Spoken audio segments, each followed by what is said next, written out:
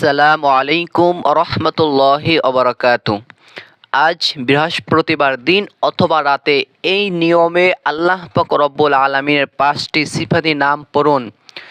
দয়াময় আল্লাহ পাক রব্বুল আলামিনের এই 5টি সিফাতি নাম পাঠ করে ইনশাআল্লাহ 7 জনে ফলাফল পেয়েছে, আপনিও পাবেন। তাহলে প্রিয়দিনী ভাই ও বোনেরা, যাহারা অনেক অসুস্থ আছেন, এই 5টি নাম পড়ে আল্লাহ পাক রব্বুল আলামিনের কাছে দোয়া করুন। আল্লাহ পাক রব্বুল আলামিন আপনাকে পরিপূর্ণ সুস্থতা দান করে দিবেন।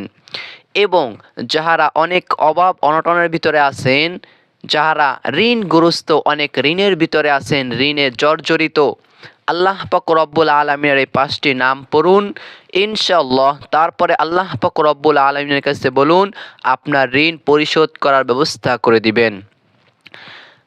এবং যাদের ব্যবসা বাণিজ্যে উন্নতি হয় না, এই 5টি আল্লাহ পাক রব্বুল আলামিনের সিফাতি নাম পড়ুন। তারপরে আল্লাহ পাক রব্বুল আলামিনের কাছে দোয়া করুন। আল্লাহ পাক রব্বুল আলামিন আপনার ব্যবসা বাণিজ্য যাহা কিছু করেন, চাকরি হতে পারে, আল্লাহ পাক রব্বুল আলামিন অনেক অনেক বরকত দান করবেন। এবং প্রিয়দিনী ভাই ও বোনেরা, যাদের সন্তান হয় না, অবশ্যই এই 5টি সিফাতি নাম পাঠ করুন। আল্লাহ পাক রব্বুল আলামিনের কাছে দোয়া করুন এবং আল্লাহ পাক রব্বুল আলামিন আপনাদেরকে সন্তান দিবেন। এবং যাদের মনের আশা বাসনা কবুল হয় না, অবশ্যই এই দোয়াটি পাঠ করুন, এই 5টি সিফাতি নাম পাঠ করুন। আল্লাহ পাক রব্বুল আলামিন মনের আশা বাসনা কবুল করে নেবেন। এবং আপনি যেই কোনো সমস্যায় থাকেন না কেন, আপনার যে কোনো সমস্যা হতে পারে, অবশ্যই 5টি সিফাতি নাম অবশ্যই পাঠ করুন। আল্লাহ পাক রব্বুল আলামিন ব্যবস্থা করে দিবেন। এবং আপনার হাজবেন্ড আপনার কোনো খোঁজখবর রাখেন, আপনাকে ভালোবাসে না, পছন্দ করে না, আপনার ওয়াইফ আপনাকে পছন্দ করে না, অবশ্যই 5টি নাম পড়ুন। আল্লাহ পাক রব্বুল আলামিনের কাছে এই নিয়মে দোয়া করুন। আল্লাহ পাক রব্বুল আলামিন আপনাদের ভিতরে, সংসারের ভিতরে এত এত ভালোবাসা পয়দা করে দিবেন ইনশাআল্লাহ। আর কোনো ঝগড়াঝাটি, বিপদ আপদ হবে না। তাহলে এই যে 5টি সিফাতি নাম আমরা কেন নিলাম? আল্লাহ পাক রব্বুল আলামিন কোরআনুল কারীমের ভিতরে ঘোষণা দিয়েছেন, ওয়ালিল্লাহিল আসমাউল হুসনা ফাদউহু বিহা। আল্লাহ পাক রব্বুল আলামিন বলেন, আল্লাহ পাক রব্বুল আলামিনের 100 থেকে 1 কম 99টি আল্লাহ পাক রব্বুল আলামিনের সিফাতি নাম আছে। এই সিফাতি নামগুলো, আল্লাহ পাক রব্বুল আলামিনের যে সিফাতি নামগুলো আছে, এই নামগুলো ধরে যেন আমরা আল্লাহ তাআলার জিকির করে আল্লাহ তাআলাকে ডাকি। দেখেন আল্লাহ পাক রব্বুল আলামিন কত বড়, তারপরও তার নাম ধরে আমরা কিন্তু ডাকি সুবহানাল্লাহ, আল্লাহু আকবার। তাহলে আল্লাহ পাক রব্বুল আলামিনের যে সিফাতি নামগুলো আমরা পাঠ করতে পারবো। এর বাহিরে যত আলী বাবা, শাহলি বাবা, এই বাবা, ওই বাবা, এইসব জিকির করা হারাম, এইসব কোনো জিকির করা যাবে না। এবং নবীজিকে নিয়েও কোনো জিকির করা যাবে না। তবে নবীর উপরে দুরূদ শরীফ পাঠ করতে পারবেন। আর আল্লাহ পাক রব্বুল আলামিনের যে 100 থেকে 1 কম 99টি সিফাতি নাম আছে, এই নামগুলো আপনারা পাঠ করতে পারেন। তাহলে আশা করি জানতে পারলেন। তারপরে আল্লাহ পাক রব্বুল আলামিনের 5টি সিফাতি নামের কথা বলে দিব। আল্লাহ পাক রব্বুল আলামিনের যে 99টি নাম 100 থেকে 1 কম কেন?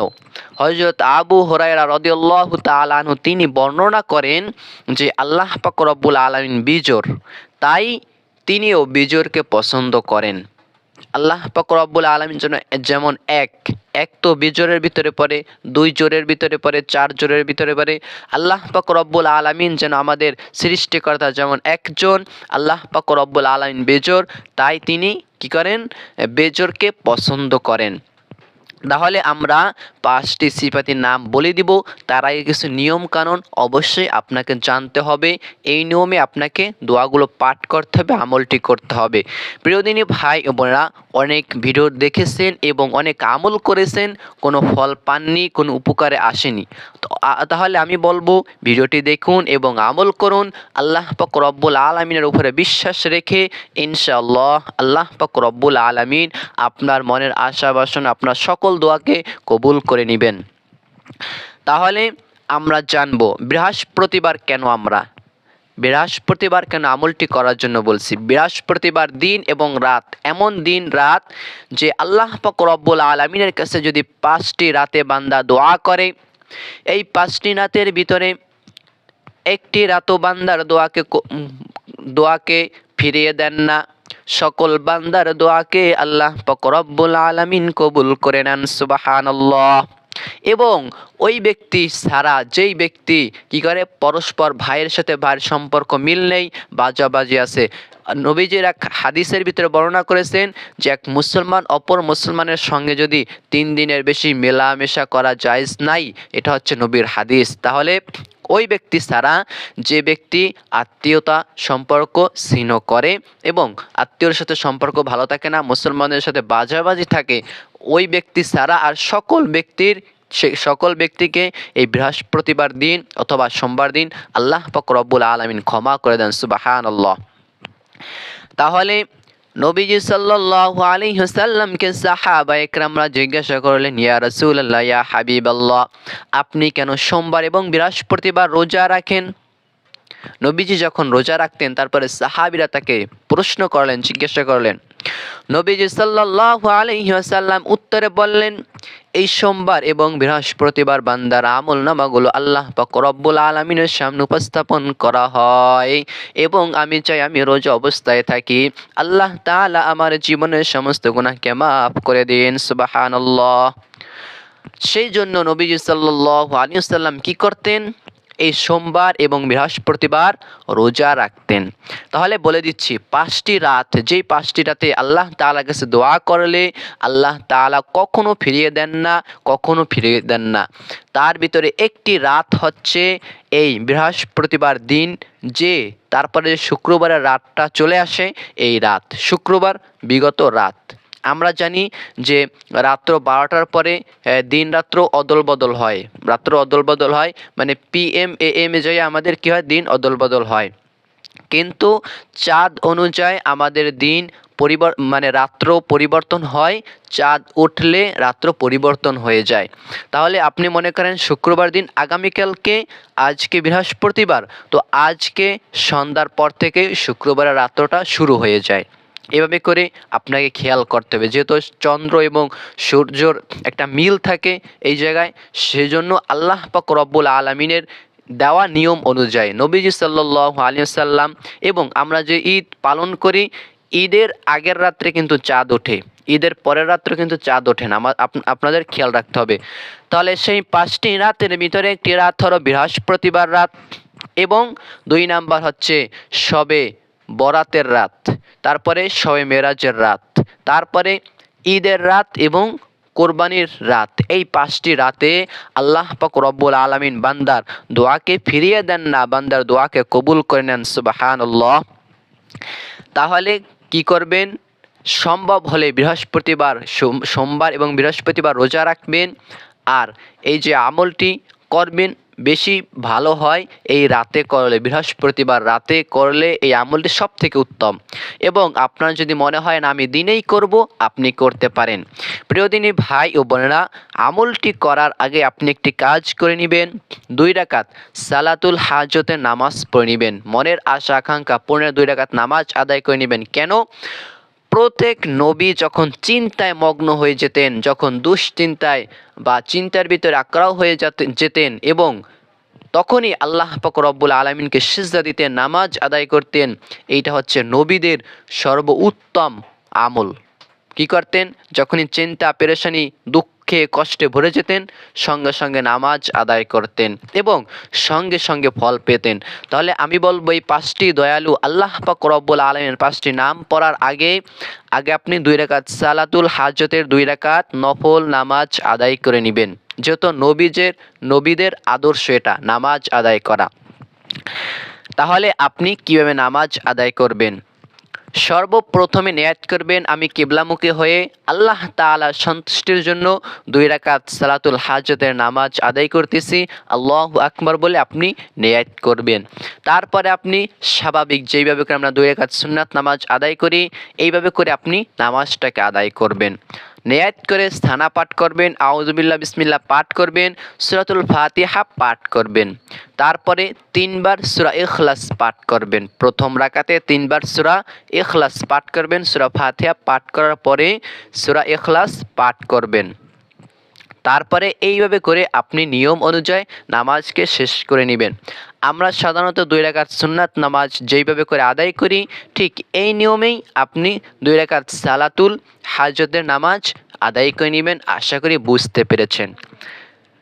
তারপরে আপনি আল্লাহ পাক রব্বুল আলামিনের সেই পাঁচটি সিফাতি নামকে পাঠ করবেন। কিভাবে পাঠ করবেন, কতবার করে করে পাঠ করবেন?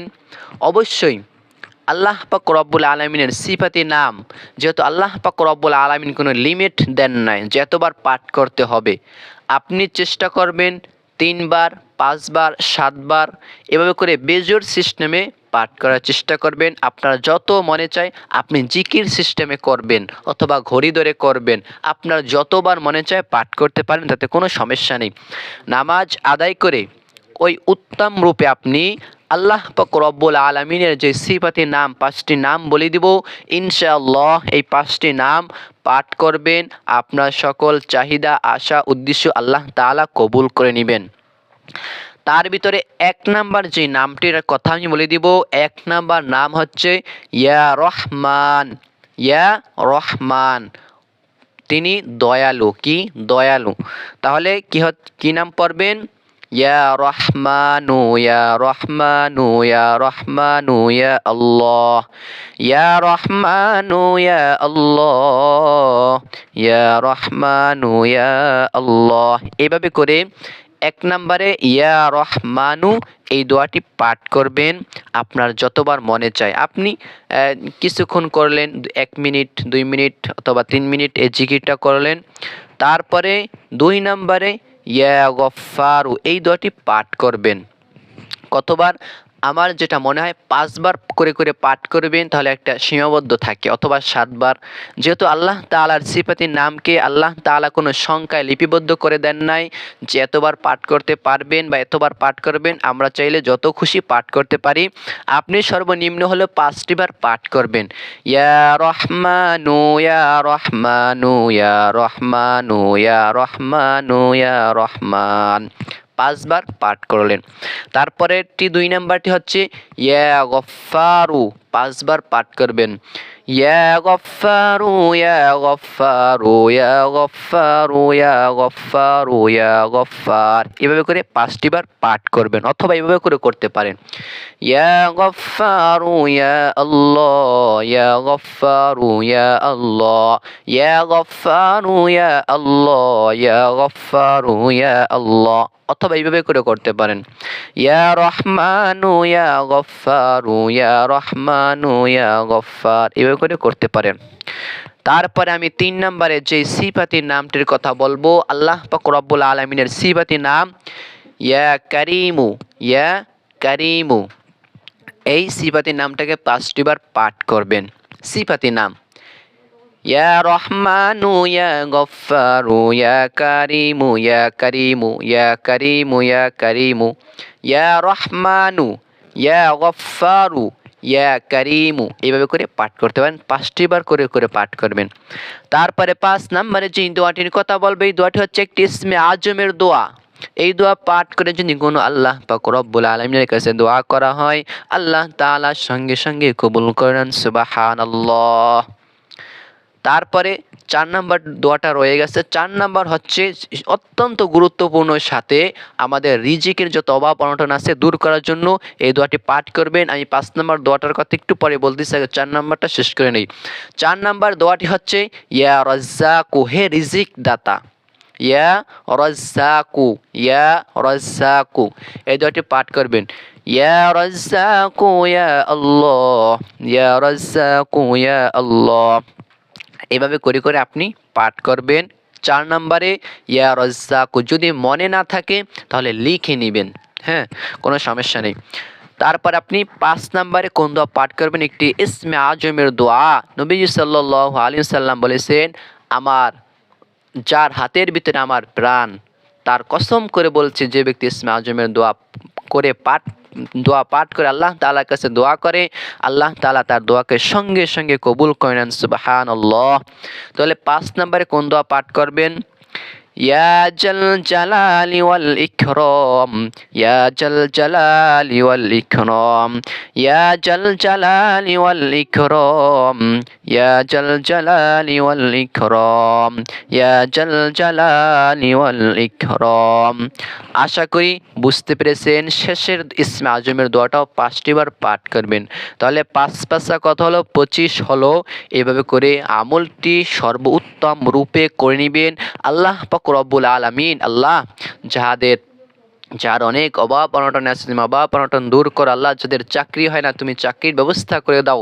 আল্লাহ তাআলা যারা মনে অনেক কষ্ট দুঃখ কষ্ট তুমি দূর করে দাও। আল্লাহ মনে যে একটা কষ্ট মানুষকে তুমি ভালো করে দাও। আল্লাহ আল্লাহ কত মানুষ কত অবস্থাতে আছে আল্লাহ আমি তো জানি না। আল্লাহ তাআলা তুমি সকলের মনের আশা উদ্দেশ্য তুমি কবুল করে নাও। আল্লাহ তাআলা যাদের সন্তান হয় না, তুমি সন্তান দান করে দাও। আল্লাহ তাআলা আমার তো সব কথা মনে আসে না, যাহা কিছু আমাদের চলার জীবনে যাহা কিছু প্রয়োজন তুমি সব কিছুর ব্যবস্থা করে দাও। আমিন আমিন। প্রিয় দিনী ভাই ও বোনেরা, এভাবে করে আমলটি করবেন। অবশ্যই যে কোনো দোয়া করার আগে পরে দুরুদ শরীফ পাঠ করে নেবেন। নামাজ আদায় করবেন, তারপরে দুরুদ শরীফ, তারপরে 5টি দোয়া পাঠ করবেন, তারপরে দুরুদ শরীফ। এভাবে করে আমলটি করে আপনি কি করবেন? আল্লাহ তাআলার কাছে দোয়া করবেন। আমি এই দোয়াগুলো আবার একটু বলে দিচ্ছি। সর্বপ্রথমে 2 রাকাত সালাতুল হাজতের নামাজ পড়বেন, নিয়ত করবেন আমি কিবলামুখী 2 রাকাত সালাতুল হাজতের নামাজ আদায় করতেছি, আল্লাহু আকবার। যদি কঠিন হয়ে যায় তাহলে নিয়ত করবেন কিবলামুখী 2 রাকাত মনের আশা পূর্ণ নামাজ আদায় করতেছি, আল্লাহু আকবার। এভাবে করে নিয়ত করলে হবে। তবে আপনি নামাজটাকে সময় মতো আদায় করে নেবেন। 3টি সময় নামাজ আদায় করা নিষেধ। একটি হলো ফজরের পর, আর একটি হলো ঠিক দুপুরের সময়, আর একটি হলো সূর্য যখন ডুবে যায়, যখন সন্ধ্যা হয়ে যায় সেই সময়। 3টে সময় নামাজ আদায় করবেন না। এর বাইরে আপনি যে কোনো সময় নামাজ আদায় করতে পারেন, তবে আমি বলবো সম্ভব হলে রাতে আদায় করবেন। তারপরে আপনি কি করবেন? সর্বপ্রথমে 100 বার দুরূদ শরীফ পাঠ করবেন। তারপরে আপনি ইয়া রহমানু 5 বার পড়বেন, 100 বার দুরূদ শরীফ পাঠ করবেন। তারপরে ইয়া গফফারু 5 বার পাঠ করবেন, 100 দুরূদ শরীফ পাঠ করবেন। তারপরে ইয়া কারিমু এই দোয়া পাঠ করবেন, 100 বার দুরূদ শরীফ পাঠ করবেন। তারপরে ইয়া রাজ্জাকু পাঠ করবেন, 5 বার পাঠ করবেন। তারপরে 100 বার দুরূদ শরীফ পাঠ করবেন। তারপরে ইয়া যাল জালালি ওয়াল ইকরাম 5 বার পাঠ করবেন, দুরূদ শরীফ পাঠ করবেন। এইভাবে করে যদি আমলটি করেন ইনশাআল্লাহ, যেহেতু 7 জনে ফলাফল পেয়েছে, আপনিও ইনশাআল্লাহ পাবেন। এবং আল্লাহ পাক রব্বুল আলামিন আমাদেরকে শারীরিক মানসিক আল্লাহ তাআলা অনেক ভালো রেখেছেন। আল্লাহ তাআলার কাছে দোয়া করি এবং আল্লাহ তাআলার কাছে খাস করে আপনাদের জন্য দোয়া করি, আপনাদের মনের আশা বাসনা আল্লাহ তাআলা যেন কবুল করে নেন। আমিন। প্রিয়দিনী ভাই ও বোনেরা, ভালো থাকুন, সুস্থ থাকুন। আপনাদের জন্য সবসময় দোয়া রইল, আমার জন্য দোয়া করবেন। ভালো থাকবেন। আল্লাহ হাফেজ। আমি এই জায়গায় বিদায় নিচ্ছি। আসসালামু আলাইকুম ওয়া রাহমাতুল্লাহি ওয়া বারাকাতুহু।